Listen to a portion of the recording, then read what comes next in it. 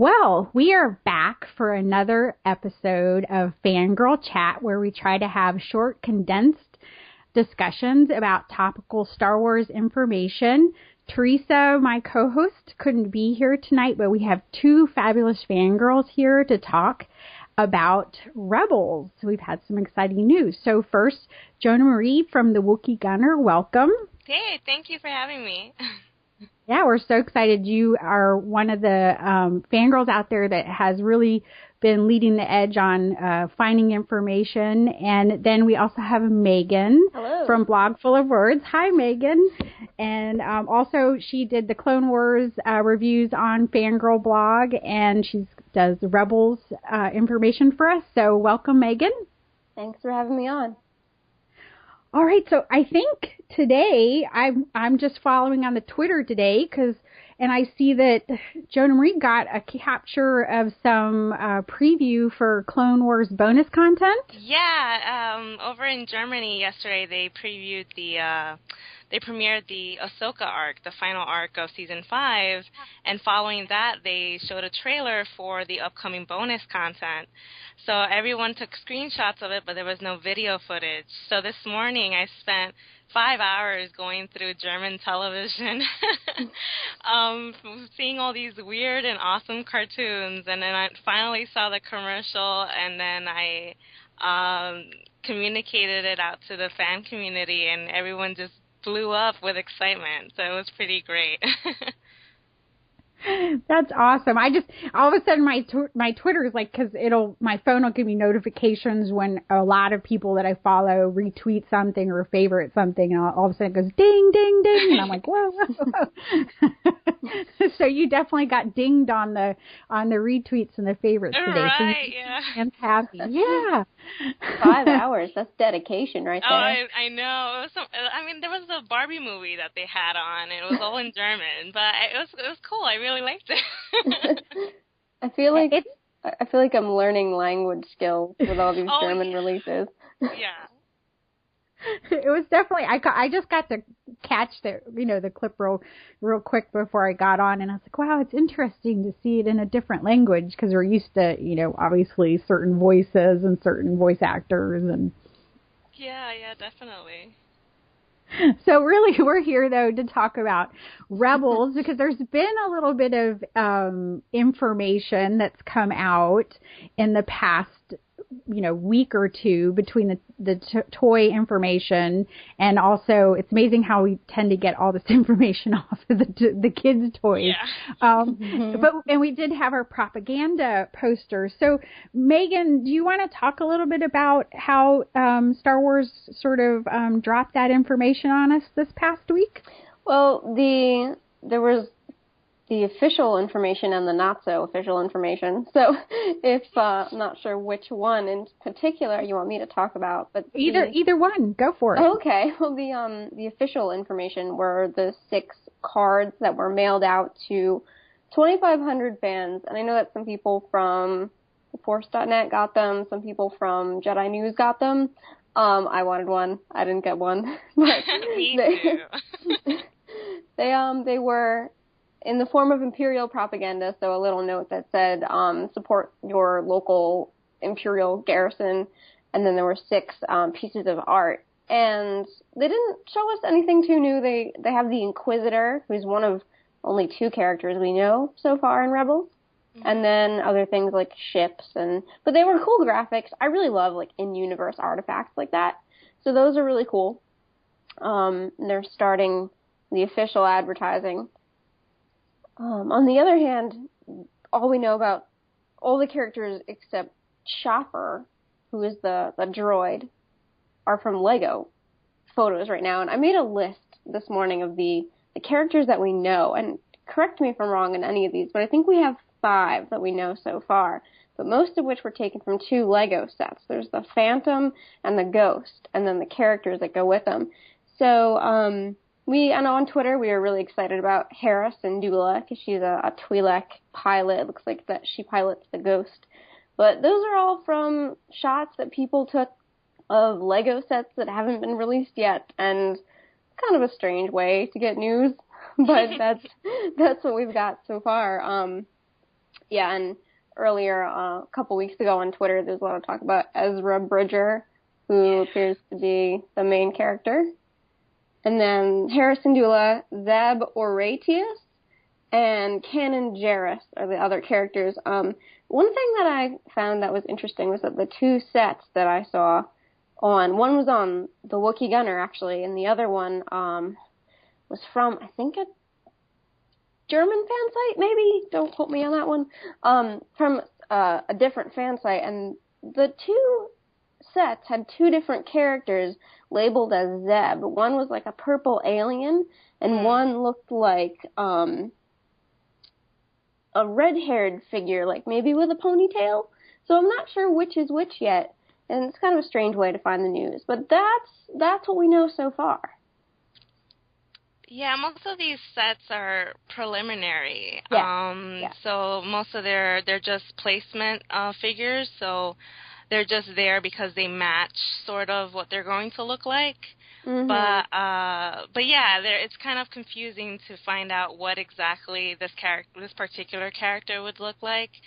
I know a couple of days ago, last week actually, I proposed that Kanan Jarrus, who has the lightsaber that we saw from the Nuremberg International Toy Fair, on the front of the box, he's pictured with a lightsaber, and I proposed that we could actually see him in the Chopper video, the Meet Chopper video that we saw from StarWars.com. So you can see a glimpse of him, and the reason I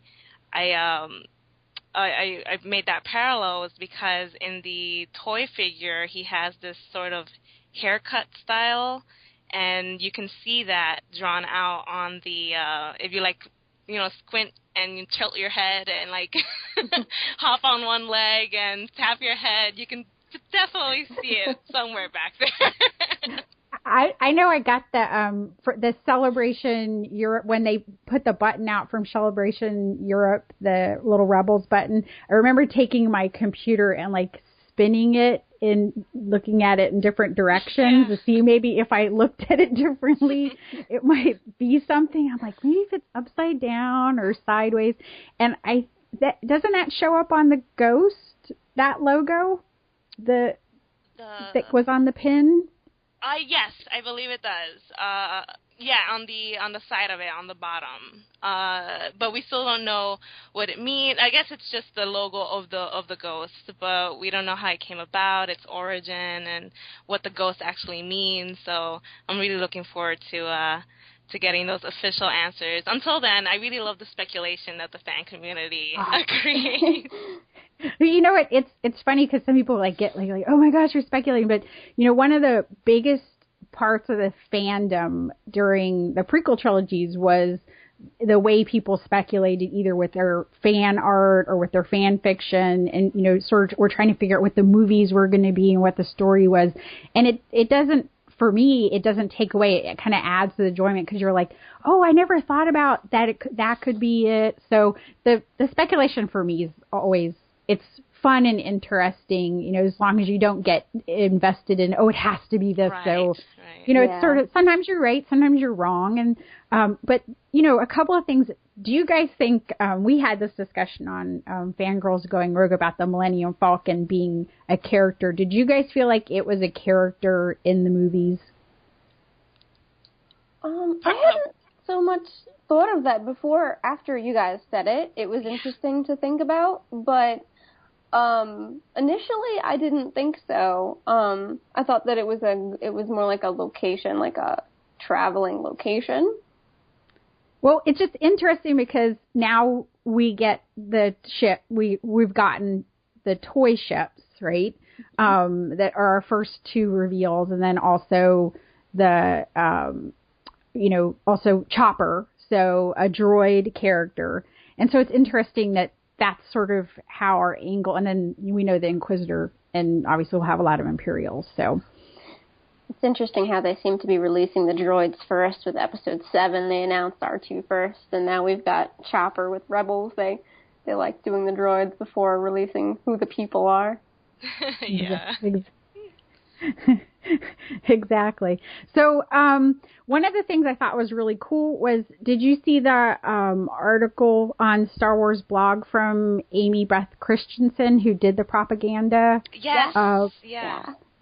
Yeah, so that was really exciting to, just to see a little bit. She said there are, she's obviously in the storytelling process, and there are things maybe later on that we might go back and appreciate in the propaganda poster. And I just love that sort of in-universe feel of it, that, you're creating like multiple levels, and there's this whole like crazy meta of them putting out propaganda stuff, and then everybody getting really excited and buying into it, and I want it. And and the Empire, essentially the meta is that the Empire is selling these people on, you want the Empire to protect you, you want to be part of this process. So there's this whole like other level happening in this, out of universe, where people are buying into the show, right? Essentially, the way the Empire wants you to buy into their, we're protecting you with our might. It's double propaganda. Yeah, it's funny because someone was they were saddened that they hadn't gotten one of the 2,500 card sets, and I said, it's okay, we're part of the rebellion, we don't need that. Right. Well, and obviously, it's of all the people that you see on the internet. I know there was, I think, 8 or 9 people I saw that I know that I follow that got the propaganda. But there's, then again, that's still 2,400 and some people that we don't know that got it or just didn't say they got it. And so and it works definitely on this kind of neat level where, people are like, ooh, I want that too. And so it's just a neat way to work it into it. So another thing that I noticed about those propaganda pieces is they do have the rebellion symbol on them, but it looks like a bird, looks like a hawk shape. Did you think that? Yeah, yeah, definitely. Which is similar to how it looks in The Force Unleashed. Yeah, it's almost like it looks like almost like a phoenix, or it's a proto rebellion symbol. So it's kind of cool to see how that will obviously evolve. Yeah, I thought that was cool. So, and I like to see, obviously I've talked about wanting to see more women participating in the storytelling process. So it was neat to see Amy Beth Christensen get out there and get in front and show a woman participating in the storytelling process. Oh, definitely. Yeah. And, but we also, Greg Wiseman is, kind of the head writer on this show, and he's done some blogs. And I know, Jonah Marie, did you read his recent book? Was it Reign of the Ghost? Mm-hmm, Reign of the Ghost. I did read it, and that's actually one of the, when I think of his storytelling and how he incorporates women and diversity into his storytelling, that's definitely one of the ones that immediately comes to mind, because he just did a great job at creating this strong-willed and self-assured female character who took charge and owned up to responsibilities. So, and she also speaks Spanish, and she's from the Caribbean, and I admire that he aims for diversity, which is something that I'm definitely craving for when it comes to Rebels, in terms of species and a variety of other things and elements that would enrich the whole series and the viewing of it. So, that is definitely something that I'm looking forward to when it comes to his storytelling. Have either of you seen Gargoyles? Yes. So epic. I watched 12 episodes of Gargoyles this weekend because I was going to watch just a couple in preparation for this, but I just kept enjoying them, so I just kept watching them. Well, so just tell us a little bit, what you liked about Gargoyles. Part of it was that I thought the gargoyles themselves were cool, but part of it was that there was a great variety of characters, and it's sort of urban fantasy because you've got these creatures from the medieval era plopped in the middle of New York City, And the main character, the main human character, is a detective, a woman detective, and she's really cool, and you get to see her family. And I think she's a woman of color, and there's a lot of different female characters, so I enjoyed that. And the other cool thing that I noticed about Gargoyles was that Michael Reeves and Steve Perry wrote a lot of the episodes, and they, of course, wrote some Star Wars novels. So it was this interesting little pre-Star Wars reunion thing happening. I didn't realize that they were involved in that way, but that's pretty cool. Yeah, it surprised me, but they were there. Oh, wow. And I know that Greg Weisman likes to use a lot of Shakespeare. Yes. Yeah. Yes. Huge influence on his material. And that kind of works because there's a lot of Shakespeare sort of going on in, especially the prequel trilogies. You know, you see a lot of that influence more so than in the original trilogy. But did you notice any specific Shakespearean themes from Gargoyles? The last episode that I watched had a character called Macbeth. So that's not so much a theme as just flat out Shakespeare. Yeah, he used the three witches, from Macbeth. So that was he just uses a lot of those elements in there, and they're pretty cool. They were my first introduction really to Shakespeare growing up, and it wasn't until high school that I got to learn more about them. And I kept thinking about Gargoyles. I'm like, oh, Gargoyles taught me this. But yeah, I wonder if we'll see if he's like sneaked in some Shakespearean elements into Rebels, if that's even possible. I'm sure he's done it somehow. Oh, I'm sure. I think when those type of things, kind of affect your storytelling, it's on a subconscious level, and then, consciously you sort of want to maybe give it new life or modernize it or put a new spin on something. So I think that's really a neat way. And obviously you see the Shakespeare stuff and then you're like, oh, wait, that was in something I'd seen as a kid, and then it makes you go back, I want to learn more about it. So, and a lot of the themes that Shakespeare has, Star Wars has, like, I was thinking back about the things that show up in Gargoyles, like revenge and whether you're loyal to your family or to your friends. In Gargoyles, he was very good at making characters that didn't want to complete a mission. They wanted to fulfill something emotional. So there was an emotional hook as well. Yeah, that's sort of, I like, because you guys end up doing these great, you research, you go back and look at things that the storytellers have done, and obviously the tie-ins to Reeves and Perry, so you kind of get that sort of tie-in. And I know, Jonah Marie, you had done a piece a while back now, which I was really impressed because I was doing my research on Rebels when the name Syndulla came up. Oh. And this was in September of last year. Yeah, somewhere around there. Well, and you had brought up, because it was something that Dave Filoni, who's also an executive producer on Rebels, had mentioned that really affected him. Do you want to just talk about that real briefly? Sure, yeah. So Hera Syndulla has the same surname as Cham Syndulla, who was a Twi'lek freedom fighter and revolutionary leader in Star Wars: The Clone Wars. And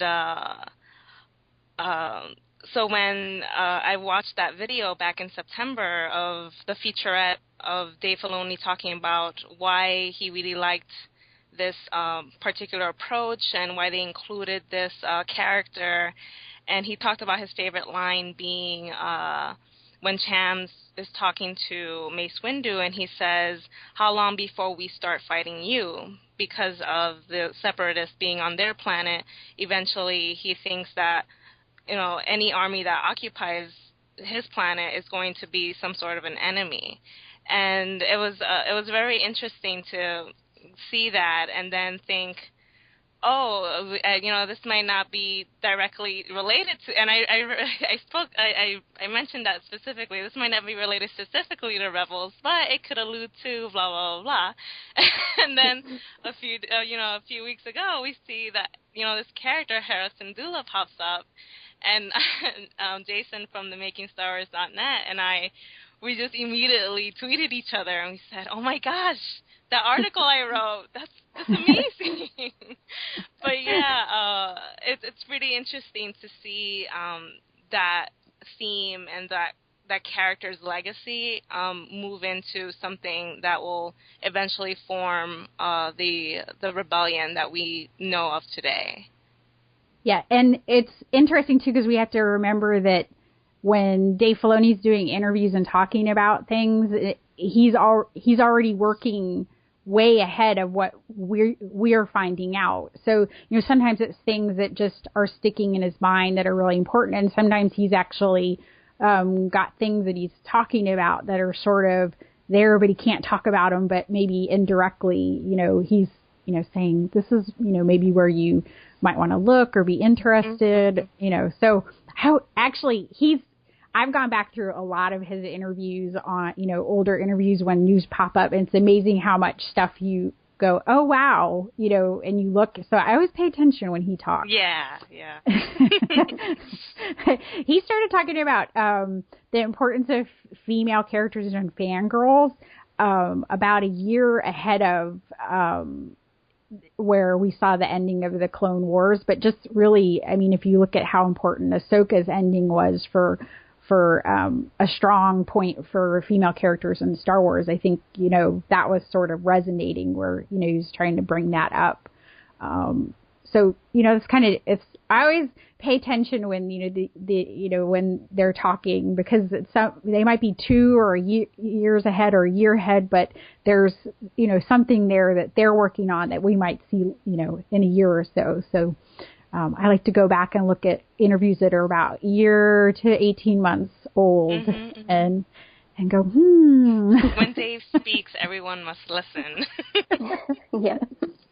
Have you guys seen him at any live panels? No, unfortunately, no. I haven't had the pleasure of seeing him in person, but I can only imagine how impressive that must be. Yeah, it's always, he's very good with the crowd, so very good handling the how would I say, the first time I really it kind of struck home was at San Diego Comic-Con, and the reason I sort of noticed was I was used to Celebration, going to Celebration, those were my big conventions, and I wanted to get into the Clone Wars panel at San Diego Comic-Con, so I went in probably 2 or 3 panels early to get in the room. So you get in these crazy video game panels, and the producers on these video games, the one had come over from Japan, and they were like totally just fan engaged, and I was like, wow, this is like crazy how they had done surveys and talked about it, and the crowd was just really electric. And that was the first time that I noticed that of all the sort of Star Wars personalities that spoke about their storytelling, he really kind of he took it up to that same level. He obviously knew, he had that sort of fandom engagement. He knew there was almost a bit of showmanship. They brought the Night Sisters cosplays out. I remember that at that panel, which was Team Unicorn. That was really cool. So it's always neat to see him. And then at Celebration 6, he had, the big room in the main stage, and Joel Aaron, and that was kind of fun. They, again, took it up a notch. So I had to think back, but I think I did see him at Celebration 5, because I remember thinking that he was a really good speaker, and his insights into the episodes were really smart. Yes, he appreciates being a fan. I also like that he said at one point, I forget, in an interview, he says that he welcomes when fans come up to him and just start disputing something that they didn't like about the Clone Wars, and then he just sits there and talks to them about why he did it and how he approached it. And at the end of the conversation, they're kind of convinced that he did the right thing. I can see that. It's the best way. Oh, when I met him at Celebration 6, and he's just like, keep saying what you're saying. We're listening and all that stuff. But I was like, I don't even know if I should say my name. And then, but he was cool. No, he was really cool. So, nice, very nice guy to meet. And so we have what now they say summer for a movie release for Rebels. Summer stretches into September. So. Yeah, it kind of does. Yeah, it's weird that they mention. I think that's just a different wording, because I feel like that's really the 1 hour special event that they're going to do on Disney Channel before the series starts on Disney XD.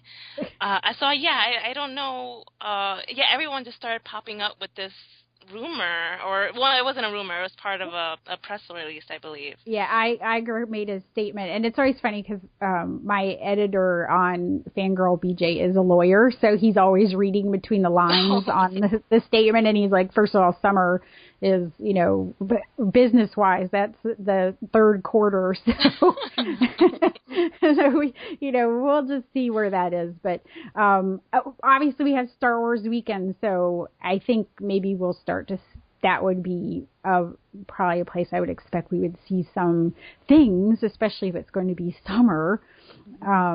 They should have some stuff ready, and obviously we've seen the Chopper little video, a lot of the footage looked rough, like, it was, some of it was, early animation, and there was a few shots that looked like they were more getting towards final, but I'm sure they're not even at that yet.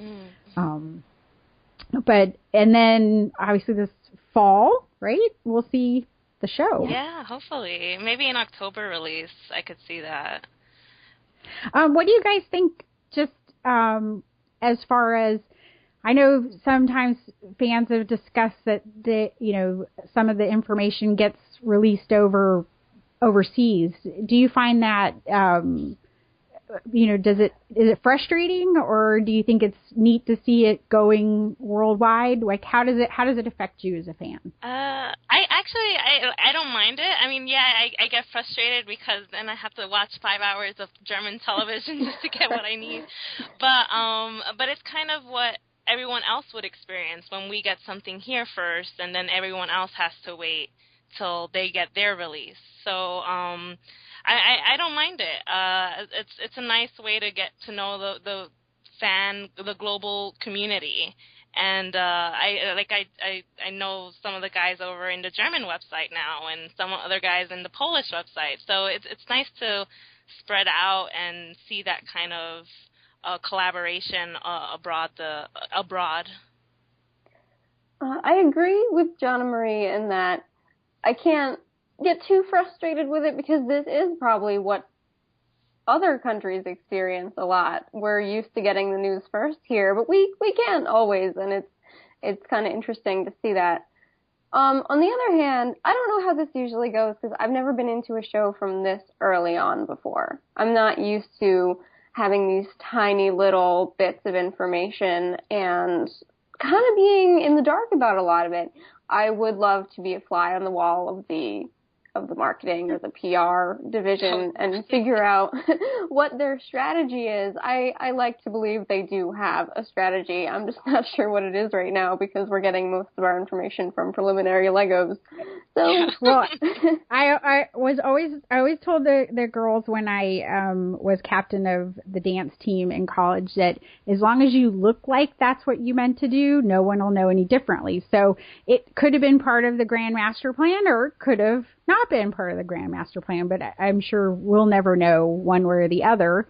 If it, it was foreign licensees and they didn't realize something was coming out, or if they did and that was how they wanted to do. But I enjoy, I have traveled a lot around the world, so it's always interesting because not everybody is as aware of Star Wars as we think in America, as we know it. And probably a lot of people know Star Wars more from really the American television, which, they end up seeing, and they see all these pop culture references, because you almost can't watch a show with something Star Wars in it. So it's always interesting when you're, when I was in Peru, I got to talk to one gentleman, and he said, oh, he saw my shirt, and then we started talking. He says kids were really into the Clone Wars, and I said, oh, is it like a thing here that a lot of people are into? And he said, no, it just happened to be that he travels a lot because he's a tour guide, and he had come to America and brought it back, with him, because he was a big Star Wars fan. So it's interesting to see, obviously Disney has a kind of a more global kind of design and master plan than probably, Lucasfilm has gone global, obviously, with their production, but it's interesting to see it go even more so. Mm-hmm. So it's fun, and just it's kind of fun to experience it maybe a little bit the way other people do. So remind us of who we are. So we're going to start wrapping this up, but I wanted to ask each of you guys, Empire or Rebellion? Rebellion. They have the cooler flight suits. They're cooler. Yep. They have. So, yeah, I'm definitely a rebellious person. So I'm definitely going to go with the Rebellion on this one, and I'm excited. And one thing that was noted, I know someone had tweeted it, and Pablo Hidalgo had noted that in the sort of the time frame of the story, the Rebellion wasn't really something yet, so that's why we're seeing all this Imperial stuff. So the seeds of the Rebellion are there, but they haven't they don't consider themselves something yet. Mm-hmm, mm-hmm. So we're going to literally see sort of the Rebellion spirit sort of come to life in the show, which is neat. That's really exciting. All right, so ladies, where can we find you? First, Megan. You can find me at blogfullofwords.blogspot.com. On Twitter, I'm at blogfullofwords.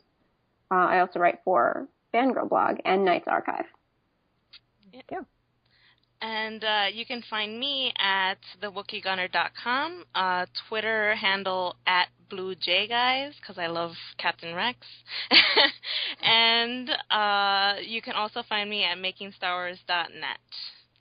Great. Thanks, ladies. And again, this is Trisha Barr for Fangirl Chat, and you can find me on the podcast Fangirls Going Rogue with Teresa Delgado, and at Fangirl blog, and also on Twitter at Fangirl Cantina. And until next time, thank you, and yep.